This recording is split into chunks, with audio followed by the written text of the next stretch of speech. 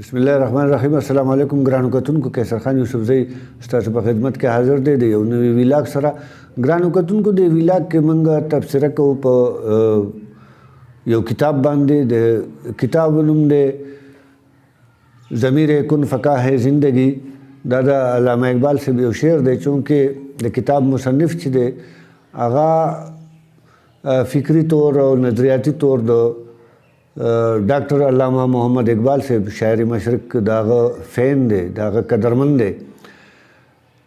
نو کتاب ټوټلی چې ما وکړ ما ته زما یو دوست دی د سوشل میډیا د لارې ملګری مې دی، دوست مې دی، اگر چې زموږ بالکل مشافه ملاقات لا نه دی شوی.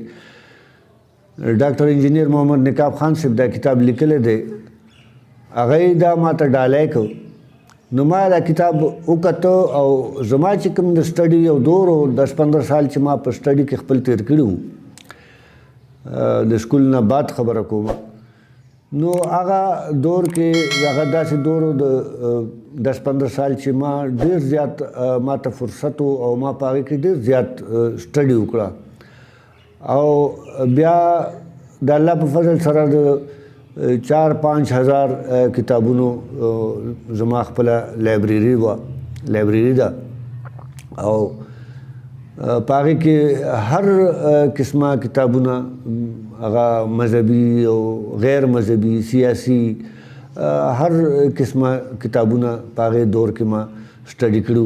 لیکن بیا د ژوند هغه حالات او واقعات او مجبورۍ، غریبۍ، هغه مصروفیات داسې شو د کار او د روزګار چې بیا ټایم نه میلاوېده. نو هغه معامله ختم شو، هغه سلسله ختم شوه. لیکن چې دا کتاب کوم ډاکټر انجینیر محمد نقاب خان صاحب ما ته ډالۍ کو، نو دې کتاب بیا زه هغه زوړ دور ته ورسولم او زه بیا د مطالعې سره اټیچ کړم. دا د دې کتاب خوبي وه چې ما شروع کو او د سټډي ما شروع کړه. نو بیا مې زړه نه غوښتل چې دا کېدم، ځکه چې انجینیر محمد نقاب خان صاحب په دې کې خپل د بچپن واقعات او د خپل زندګۍ د 60-62 سال د زندګۍ نچوړ او تجربه موږ سره شریکه کړې ده. بیسیکلی انجینیر ډاکټر محمد نقاب خان صاحب یو غریب خاندان سره تعلق لري. د امبیلې د بنیر د امبیلې رهایشي دی. نو عمدې ښاره کې لوی شوی دی، په دې سکولونو کې سبق ویلی دی، په دې سړکونو کې مزدوري کړې ده، ګټې ټکولې دي، په کراچۍ کې مزدورۍ کړې دي. لیکن چې خپل همت او حوصله ورکړي، نو څه د نوکرۍ هم په هغې کې خپل نوکري هم کړې ده، هغې سره خپل تعلیم هم جاري ساتلی دی. او د هغې هغه د ژوند مسلسل جدوجهد و چې نن هغه نقاب خان ممکن ده چې هغه وخت کې ورته خلکو نقاب به تش ورته وي او نقاب خان به ورته هم نه وي. لیکن نن هغه نه انجینیر ډاکټر محمد نقاب خان هغه خپل محنت او خپل جدوجهد او د الله رحم او کرم ترنه جوړ کړ او دې ځای ته نن هغه ورسېده. نو هغه په دې خپل کتاب کې چې کوم څیزونه موږ سره شریک کړي دي ثابتول هغه دا غواړي او د زړه خواهش دا دی چې کوم نوجوان نسل دا غواړي چې زموږ د کامیابو لپاره په ژوند کې د کامیابۍ حاصلولو لپاره د پیسه پکار ده، خانداني بیک ګراوند پکار دی او امیر خاندان پکار دی. نو داسې نه ده. انجینیر ډاکټر محمد نقاب خان صاحب وایي چې دغه څیزونو دې سره هیڅ تعلق نشته. صرف دا څیز دی چې که انسان محنت کوي او د کامیابۍ په لور باندې قدمونه واخلي، پورته کړي، نو بیا د کامیابۍ نه څوک نشي منې کولی. او د الله رحم، د الله مدد چې ورسره وي، نو انشاءالله دی به خپل منزل ته خامخا رسي. انجینیر ډاکټر محمد نقاب خان صاحب په کراچۍ کې مزدورۍ کولې، بیا سیمنس کمپنۍ کې په سعودي عرب کې هغه لاړو، هلته کار شروع کو او بیا په دغه کمپنۍ کې دومره مقام او حیثیت خپل پیدا کو او هلته نه د بار نه بیا ډیګرۍ د انجینرینګ او د ډاکټرۍ پی ایچ ډي دا ډیګرۍ واغستلې او په هلته په بار ملکونو کې انجینیر ډاکټر محمد نقاب خان په سیمنس کمپنۍ په ترو باندې خپل دومره حیثیت او مقام پیدا کړ چې تاسو وګورئ نو د دنیا غټې غټې د سیمنس کمپنۍ چې کومې منصوبې دي هغه کې به د انجینیر ډاکټر محمد نقاب خان لاس وي. مثال په تور باندې د سعودي عرب د مدینې او د مکې ترمنځ چې کوم ټرین دی دا سیسټمایز کول د مکې کلاک ټاور دا سیسټمایز کول د هغې الکترانیک او الکټریکل سیسټم دغه شان د آب زمزم سیسټمایز کول هغه دا ډېرې غټې منصوبې دي دا یو څو غټې منصوبې دي چې دا د انجینیر محمد نقاب خان صاحب نوم په دې کې شامل دی او دا کامیابی منصوبې د هغې د شخصیت ضمانت دی.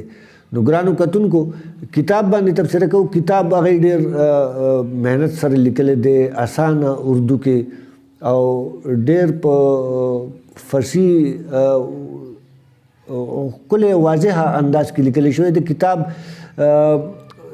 پرنټ او د کتاب کاغذ او د کتاب کور چې کوم دی هغه ډېر دلکش دی او ډېر دیده‌زیب دی او چې یو ځلې سټډي شروع کړي نو ښه مزیدارې واضحه او وړې وړې چپټرې د وړو وړو واقعاتو چپټرې قایم کړي دي او سړی غواړي چې زه دا کتاب سټډي کړم او دی زه هغې کېدم چې خلاص شي.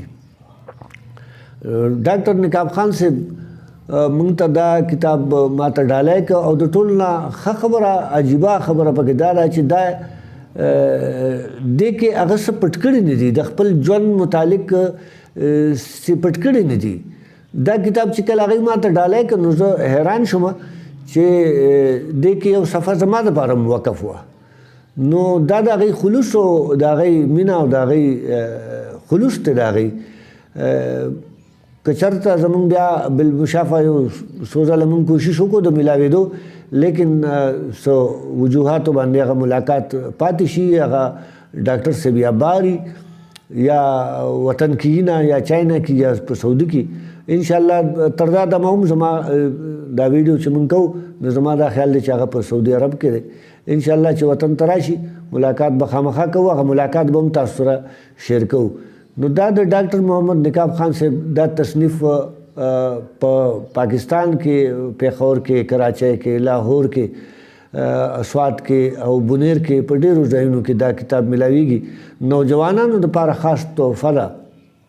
زمونږ خو ژوند لاړو ختم شو خو د نوجوانانو دپاره دا ډېره ښه تحفه ده. پکار ده چې ټول نوجوانان دا سټډي کړي او وی ګوري او دا کتاب د ځان سره وساتي ورته پته ولګي چې د ژوند مشکلاتو مقابله په څه طریقه کېږي او په ژوند کې د کامیابۍ لارو چناو څنګه کېږي او بیا په دغه لارو کې چې کوم مشکلات پیدا کېږي کوم مسایل پیدا کېږي د هغې مقابله به څنګه کوو او د هغې سره سره به خپل ځان د کامیابۍ منزل ته څنګه رسو. ګرانو دوستانو ډېر بهترین او ښکلی کتاب دی. ما سټډي کړ غواړم چې تاسو هم سټډي کوئ او د ډېر ښکلي واقعات پکې هغې د خپل شرارتونو هم پکې لیکلي دي. بعضې واقعات پکې لکه د ټوپک هغه واقعه د والد صاحب دوست دی هغه ترې هغه ټوپک ووسي حالانکې د راوړي ځان دپاره دغه شان د کرکټ هغه شرارتونه یو څه بل څه ټول داسې واقعات یا دغسې د یو دوست د دی چې هغې سره یې چېرته ډېر په هلکوالي کې معاهده کړې وه اګریمنټ ورسره شوی چې زه به تاله سپلای اخلم او بیا په دې 15-20 سال بعد هغه سپلای واخلي او هغه ته وایي چې اوس به ماله سپلای اخلي ځکه چې تا ما سره دا واده کړې وه چې داسې وشي دا کار وشي نو زه به تاله سپلای اخلم. نو داسې مختلف واقعات دي دلچسپ واقعات دي چې هغه انجینیر ډاکټر محمد نقاب خان صاحب موږ سره شیر کړي دي. ګرانو کتونکو زما مشوره او تجویز به نوجوانانو ته هم دغه چې دا کتاب د سټډي قابل کتاب دی او خامخا سټډي کوي او خامخا دا کتاب حاصل کړئ. ګرانو دوستانو دې سره قیصر خان یوسفزۍ ته اجازت ورکړئ. د الله په امان.